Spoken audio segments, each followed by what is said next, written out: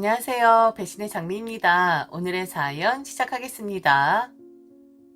안녕하세요. 결혼 10년 차 40대 여자입니다. 10년이란 결혼 생활 동안 이런저런 일들이 많이 있긴 했었는데 가장 크게 있었던 일은 바로 남편이 사기를 당한 일이었습니다. 친한 지인들과 함께 사업 한번 해보겠다고 일을 쳤었는데 보기 좋게 사기당해서 쫄딱 망해버렸었죠. 설상가상으로 남편 그렇게 망해버리니 시어머니 그 충격에 쓰러져서 오랫동안 일어나지 못했었고요. 저희는 집 날리고 시어머니 집까지 작은 집으로 옮겨가면서 남편 사기당한 그 지긋지긋했었던 일 막아내었습니다. 사기란 게 참 눈 감고 코 베어가는 그런 일이긴 하더라고요. 제일 친한 사람이었어요. 저희 결혼할 때 사회봐준 친구였고 그리고 본인 아버지가 목사인데 그렇게 가장 친한 친구 등을 쳐먹더라고요. 잡긴 잡았는데 1원 한 장 돌려받지 못했습니다. 그 아버지란 사람이라도 쫓아가서 좀 내놓으라고 하고 싶었지만 남자들끼리는 그런 거 아니라면서요. 주먹 왔다 갔다 하고 술 한잔 마시면서 풀면 다 사그라지는 법이라고. 남편은 그 친구 용서를 주더군요. 저는 뒷목을 잡을 일이었는데 참 심사도 좋더라고요. 고등학교 때부터 친구인데 어떻게 콩밥을 먹이며 그 목사 아버지도 자기가 고등학교 때부터 아버지 하면서 따랐던 분인데 어떻게 그분께 가서 험한 말을 하고 돈을 달라 할 수가 있겠냐고요. 나타났으면 되었고 풀었으면 되었고 돈은 또다시 벌면 되는 것이니 자기는 돈 잃고 이번에 진정한 친구를 얻었다고 하는데 젠장할이죠. 말인지 방구인지. 남편은 저런 사람입니다. 곧 죽어도 자기 폼이 제일 중요하고 본인 때문에 고생하는 저나 시어머니 안중에도 없는 사람이에요. 집도 날려 게다가 자기 어머니 집까지 작은 곳으로 옮겨가면서 경제적으로 쪼들리게 만들어 놓았으면서 저렇게 사람 좋은 소리만 하더라고요. 거기서 끝나면 좋죠. 그런데 다들 아시겠지만 남편이 사기를 당한 뒤 경제적으로 힘들어진 시어머니는 남편에겐 아무 말 못하면서 저만 잡아댑니다. 며느리가 만만한 것일 수도 있고 왜 자꾸 이런 말 하시냐라고 반겨들 수 없는 입장이니까. 그리고 저는 시어머니에게 너무 죄송한 마음이 컸었거든요. 남편이 사기를 당한 건 맞지만 어찌되었든 제 남편이잖아요. 저희로 인해 시어머니가 피해를 본 건 맞잖아요. 그래서 더 머리 조아리고 죄송하다, 면목이 없다. 어떻게든 벌어서 어머니 집 꼭 되찾아 드릴 거다. 제가 약속을 하고 비는 수밖에 없었죠. 그럼 시어머니에게만 미안하냐? 그랬으면 좀 낫게요. 저희 집은 날려서 빚 갚는데 써버렸기 때문에 먼지 하나 남은 게 없었고 시어머니는 기존에 사시던 집보다 확연하게 차이가 나는 너무 작은 집으로 가셨기에 그곳으로 들어가 살 수가 없었고 현금 한 푼 없었던 저희는 어쩔 수 없이 저희 친정엄마 집으로 들어가게 되었습니다. 시어머니는 당연히 그러시긴 했어요. 자신도 작은 집으로 이사까지 하면서 남편을 도와줬는데 왜 저희 친정 엄마의 집은 온전해야 하는 거냐고요. 이건 차별 아니냐고. 돈이 없으면 그 집을 팔아서 니들 집 하나 얻을 수 있게끔 지원을 해주시고 그 양반도 나처럼 작은 집으로 가야 하지 않는 거냐 했지만 그거 남편이 말렸습니다. 자기 망신 주려고 하는 거냐고요. 엄만 내 엄마니까 그래도 되는 거지만 장모님은 다르지 않냐고. 딸 시집 보내서 잘 살기만을 바라셨을 텐데 사위라는 놈이 홀쫄딱망에 지금 처가살이를 하게끔 생겼는데 받아주는 것만으로도 고마워해야지. 어떻게 그런 걸 요구할 수가 있는 거냐고. 그런 말 하지 말라고 딱 잘라내긴 했는데 저는 오랫동안 시어머니에게 서운하다. 아들놈이 지 엄마는 뜯어먹고 살면서 지 장모는 끔찍하게 아끼는 것 같다. 아들 낳은 엄마가 죄다. 평생 일궈놓은 거 지 때문에 버린 건데 저렇게 말을 한다고. 그 원망 제가 다 들었었습니다. 남편은 그거 우리 친정엄마 배려해서 한 말 절대 아니에요.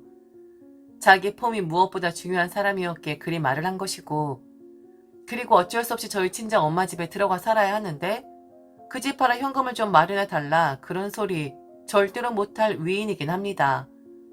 이 사람을 어떻게 정의를 내려야 할지 모르겠는데 옳은 말을 하는 것 같으면서도 가끔은 이상한 소리를 하는 것 같기도 하고 배려를 하는 것 같은데 어떻게 보면 막대하는 것 같고 그런 사람들 있잖아요. 남에겐 잘하고 좋은 모습만 보여주려고 하는데 정작 자신의 식구들에겐 박하고 희생을 강요하는 그런 남편이긴 했습니다. 그래도 말이라도 친정엄마 저리 생각해주니 그나마 고마웠는데 그런데 같이 살면서 서로 자주 보고 하니 친정엄마를 자기 엄마처럼 생각을 하더군요. 거리가 멀고 아들 같은 사위, 친밀한 사위 너무 좋죠. 친정엄마도 혹시나 저희 부부 당신 집에 들어와 살면 기 죽을까봐 엄마 눈치 보진 않을까 내심 걱정을 많이 했었는데 그건 그냥 엄마의 걱정이었습니다. 딱 6개월 되니 편해도 너무 편한 그런 처가가 되더라고요. 적응력이 좋은 것일 수도 있고 친정엄마가 남편을 너무 배려해준 탓도 있긴 합니다. 사위이지만 엄마를 사위를 자식으로 생각을 했으니까. 당연히 지금 일 틀어져서 절망에 빠져있을 사위 기 살려주고 싶었을 것이고 그냥 마냥 편하게만 해주고 싶었을 겁니다. 새벽에 와도 저는 자지만 엄마는 자지 않습니다. 제발 좀 자라고 말을 해도 사위 얼굴을 보고 주무셔야겠답니다. 하루 이틀 그게 습관이 되더니 남편은 술을 마시고 집에 들어오기 전에 친정 엄마에게 카톡을 보내놓습니다. 얼마쯤 되면 도착할 것 같으니 해장하게 라면 하나를 끓여달라고요. 처음엔 끓여달라였지만 나중에 끓여놓으라로 변하더군요. 몇 번을 이야기했어요. 왜 자꾸 엄마를 너무 편하게 대하느냐. 장모님이다. 어느 정도는 선이 있어야 하는 것이고 거리감이 있어야 하는 거다. 친밀한 건 좋지만 지금 내가 봤을 땐 당신 좀 버릇없어 보인다. 내가 시어머니에게 라면을 끓여 놓아라 라고 명령을 한다면 당신은 그거 허용이 되겠냐고. 제발 좀 선을 지켜달라고 예의를 지켜달라고. 그리 제가 한 소리를 하면 친정엄마에게 바로 묻습니다. 장모님, 제가 사위라고 해서 막 거들먹거리고 말도 안 하고 뚱하게 있길 바라세요? 어차피 같이 살게 되었으니까 저는 장모님을 장모님이라고 생각하지 않고 저희 엄마라고 생각을 하는 겁니다. 빌부터 사는 사이라고 해서 쫄딱 망한 사이라고 해서 제가 장모님 눈치 보면 장모님이 더 속상해하시지 않겠어요? 그런데 저 사람은 그것도 모르고 계속 제게 잔소리를 하네요. 장모님이 좀 뭐라고 해주십시오. 우리가 너무 친하니까 저 사람이 질투라나 봐요. 저 사람 내보낼까요? 저희 엄마한테 보내서 시집살 좀 하라고 할까요? 껄껄껄. 장모님. 잘해주니까 더 잘해주기를 바랐고 당연하게 생각하는 거 있잖아요. 그런데 그게 너무 당연해서 싸가지가 없어 보이는 그 지경까지 가더라고요. 친정 엄마한테 처음 먹었던 마음은 온데간데 사라지고 사위가 장모님을 부려먹는 것 같더라고요. 그리고 아무리 그래도 시어머니에게 보내서 시집살이 좀 시키라고 할까요? 라는 그런 말을 어떻게 장모님에게 할 수가 있는 거죠? 지가 망해서 집 날려먹고 우리 엄마 집에 얹혀 사는 주제에 완전 주객이 전도된 것 같더라고요. 그래서 어쩔 수 없이 저는 올케 언니에게 좀 부탁을 했습니다. 가족끼리 절대로 돈 이야기하면 안 되는 건데 어쩔 수 없이 했어요. 올케 언니가 돈을 좀 많이 버는 사람인데 단 한 번도 올케 언니에게 돈 이야기한 적 없습니다. 그리고 남편도 알지만 절대로 그쪽에다가는 손 벌리면 안 되는 거라고 자신의 폼을 이야기하면서 제 입단속을 했었고요. 그런데 이렇게 가다간 제가 남편과 못 살 것 같더라고요. 어떤 느낌인지 아시나요? 자기랑 같이 지내고 자기랑 친밀하다 생각하면 막 부려먹습니다. 말 실수도 잦아지고 행동 거지의 조심성도 없어지고 사람이 왜 이러는 건지 모르겠는데 설마 했죠. 설마. 장모님한테까지 저럴 줄은 몰랐죠. 그리고 처음 친정엄마 집에 들어오기 전에 시어머니에게 한 말 있었으니 선 지켜줄 줄 알았죠. 그런데 이 사람은 적응의 대마왕이었고 가끔 보면 엄마를 무슨 지수족 부르듯이 하는 거예요. 제가 성질을 내면 또다시 엄마에게 농담처럼 툭 하고 던지죠. 사위랑 장모님이랑 친하니까 딸이 질투를 한다고요. 그게 아니라고 해도 곧 죽어도 아니랍니다. 제가 답답해서 숨 넘어갈 것 같아 올케 언니에게 좀 큰 금액 부탁했습니다. 어쩔 수가 없었어요. 올케 언니 통 크게 알았다 하더군요. 원래는 남편 사업 말아먹었을 때 그때 찾아올 줄 알았답니다. 그런데 지금 찾아온 거 보니 물을 필요 없을 것 같다고. 아무리 친정 엄마의 집이라고 해도 다 큰 성인 둘이 그 연세 드신 분 집에 들어가 사는 건 아닌 듯하니 이 돈 받고 나머진 대출을 받아서 빨리 전세라도 얻어 나가라. 그리 조언을 해주더군요. 남편에게 말할 필요가 없었습니다. 또 걔 지랄을 떨어댈 테니까요. 저는 혼자서 집을 알아보았고 대출 금액은 어느 정도일지 아름아름 일을 치고 있었죠. 그러다가 또 다른 피해자인 한 사람이 생각이 나는 겁니다. 바로 시어머니였죠.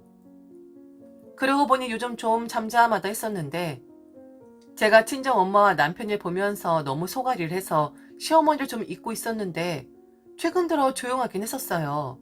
그래서 연락을 드리고 드릴 말씀이 있다 시어머니에게 알렸죠. 그리고 찾아갔죠. 올케 언니가 빌려준 돈과 제가 대출을 받아 집을 구한 뒤 시어머니 모시고 살아야겠다는 생각에 그리 찾아갔었던 거였습니다. 내 엄마에게 막하는 남편 보면서 시어머니 극성맞은 양반이긴 하지만 저분도 서운한 마음 드니까 그랬었구나. 어찌 되었든 간에 당신 아들이라고 해도 피해보고 이런 집에 사시는데 이 양반 배려 좀 해야겠다 싶어 좋은 며느리의 마음 먹고 찾아갔는데 뒤통수 쳐맞았습니다.